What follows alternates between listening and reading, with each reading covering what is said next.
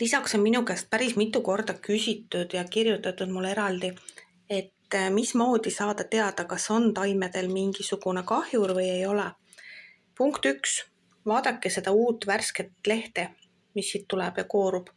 Kui siin peal ei ole mingisugust sellist liivapuru moodi või väikest võrku, siis see osa on korras.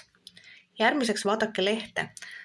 Tavaliselt on lehe peal või all näha mõni defekt, kas mingi väike augukene, mis ümbert pruuniks läheb, või on kohe nähagi alt, et keegi teda sööb.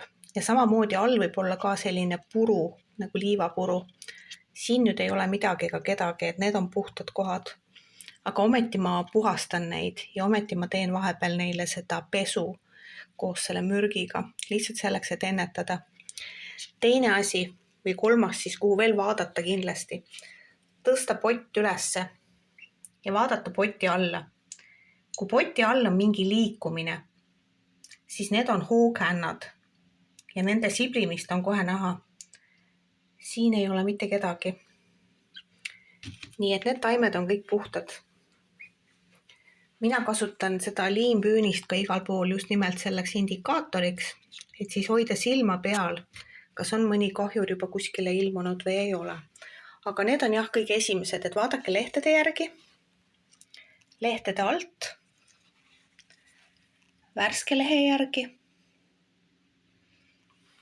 Kui potis ei ole näha liikumist, siis ei ole ka siin leinasääski sees. Hea on koputada. Nii kui koputada, kui siin keegi sees on, siis nad poevad siit äärtest välja. Sellepärast ma panen ka need liimpüünised siia serva, et nad just tulevad siit vahelt, mitte ei roni siit keskelt. Nii, siin pole kedagi näha ja siis vaadake alla. Tõstke täitsa kohe pott ülesse sealt ja vaadake, et ega selle all liikumist pole. Kui te nüüd kedagi leiate, siis eelkõige peaks vahetama ära mulla. Ja kindlasti peaks siis hoolitsema nende lehtede eest, et keegi neid ei sööks. Minul hetkel on veel kõik korras.